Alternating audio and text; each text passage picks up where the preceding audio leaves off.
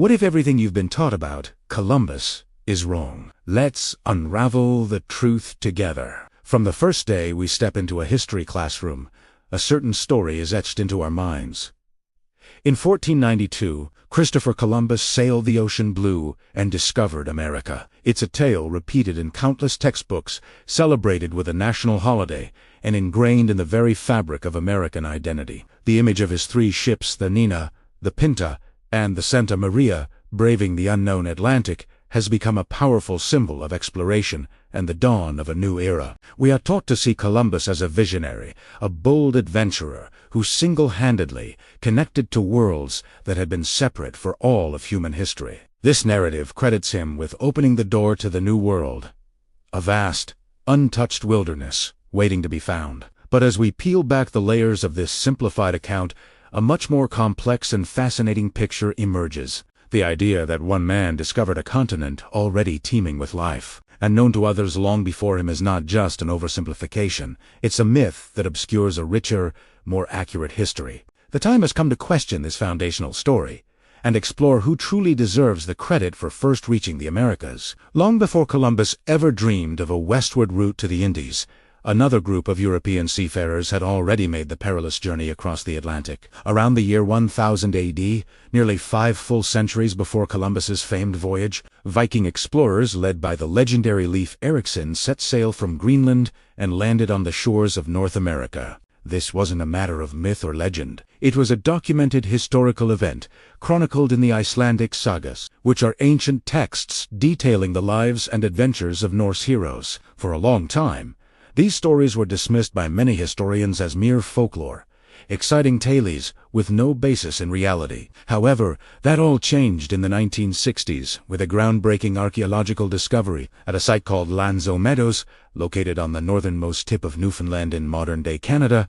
Researchers unearthed the irrefutable remains of a Viking settlement. They found the foundations of several Norse-style longhouses, iron nails, a forge for working metal, and various other artifacts that could only have been left by these early European visitors. This physical evidence proved once and for all that Vikings had not only reached North America, but had also established a settlement, living and working on the continent for a period of time before eventually abandoning it. Their reasons for leaving are still debated, perhaps due to conflicts with the local indigenous populations or the sheer difficulty of maintaining such a distant outpost. But their presence is an undeniable fact of history. Leif Erikson and his crew were, by any reasonable definition, the first Europeans to set foot in the Americas. Of course, the discussion of discovery cannot even begin without acknowledging the most crucial and often overlooked fact.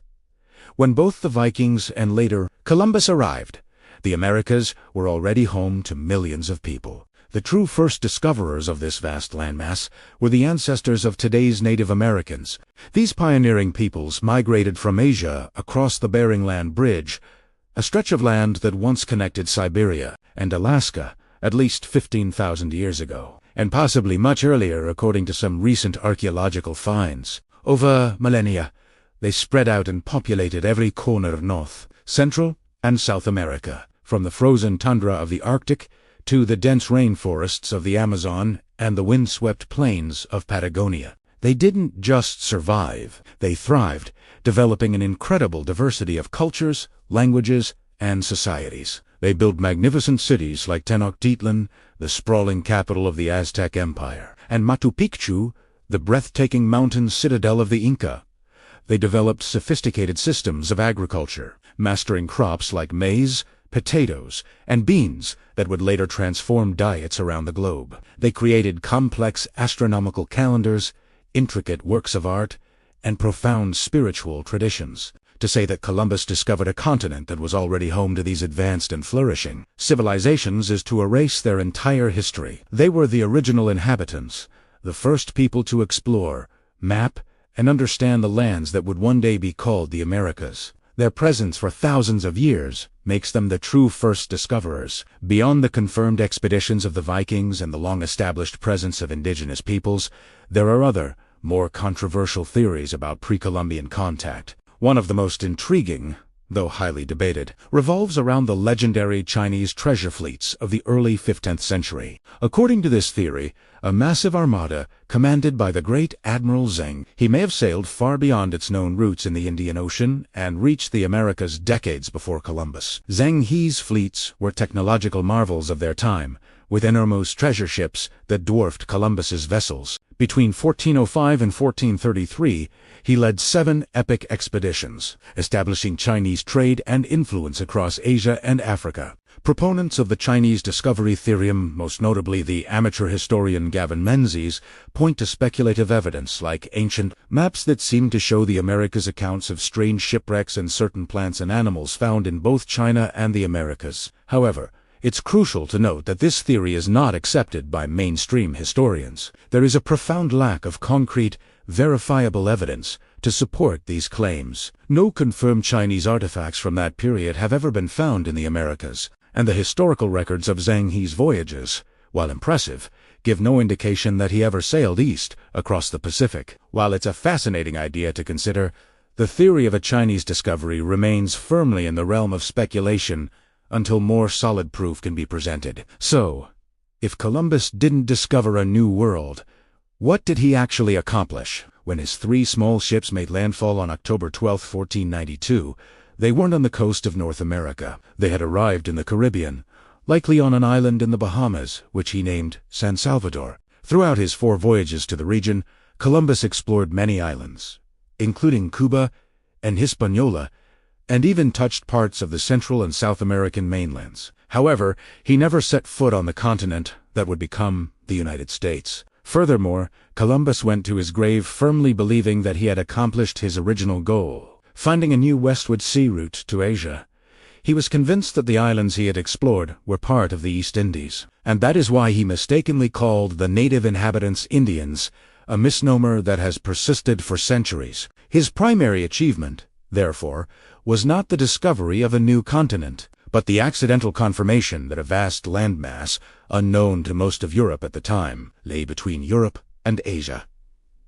He had stumbled upon something far more significant than a trade route, even if he never fully understood the true nature of his find. The true, world-altering significance of Columbus's voyages lies not in what he discovered, but in the permanent and profound impact that followed. His arrival in the Caribbean triggered a chain of events that would reshape the entire globe. Unlike the Viking expeditions, which had little to no lasting effect, Columbus's voyages opened the floodgates for widespread European exploration, conquest, and colonization of the Americas. His reports of new lands and potential riches inspired a wave of subsequent expeditions from Spain, Portugal, England, and France, all eager to claim a piece of this new world.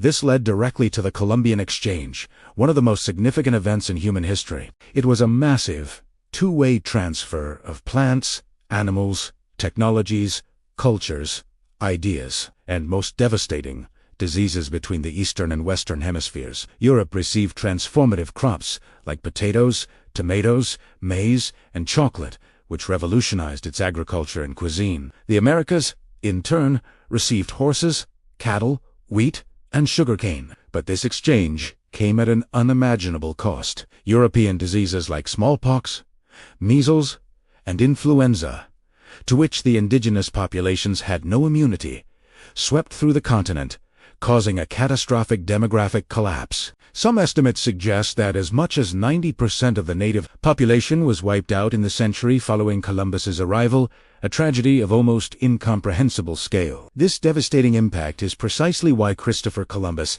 has become such a controversial figure in modern times. For centuries, he was celebrated almost universally in the Western world as a heroic pioneer, a symbol of courage and discovery. Statues were erected in his honor, and holidays were created to commemorate his journey. However, a growing awareness of the darker side of his legacy has led to a major revaluation. For the indigenous peoples of the Americas, Columbus was not a hero. He was the harbinger of conquest, violence, and subjugation. His own diaries and the accounts of his contemporaries detailed the brutal enslavement, torture, and murder of the native Taino people he encountered in the Caribbean. He initiated the transatlantic slave trade and established a system of forced labor that led to immense suffering and death. This, has sparked a fierce debate over his place in history. Should we continue to celebrate a man whose actions directly led to such widespread destruction and the beginning of centuries of colonial exploitation? Is it right to honor him as the discoverer of a land that was already home to millions?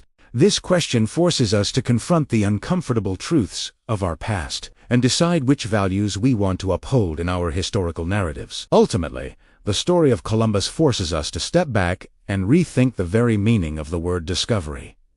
What is the true definition of discovery? Is it about being the very first human to arrive in a place, a title that clearly belongs to the ancestors of Native Americans? Or is it about the first arrival from a specific part of the world, like Leif Erikson's first European landing? Or, perhaps, is it not about the arrival itself, but about the impact it has on the world? The moment that permanently connects to previously separate parts of humanity and changes the course of history forever. If we choose the last definition, then Columbus's voyage, for all its controversy and devastating consequences, was undeniably a pivotal moment. But acknowledging its impact doesn't require us to celebrate the man or ignore the immense suffering that followed. History is rarely a simple story of heroes and villains. It's a complex tapestry woven with threads of triumph and tragedy, progress and pain. By understanding the full story, we can move beyond the myth and appreciate a more complete and more truthful version of how our world came to be.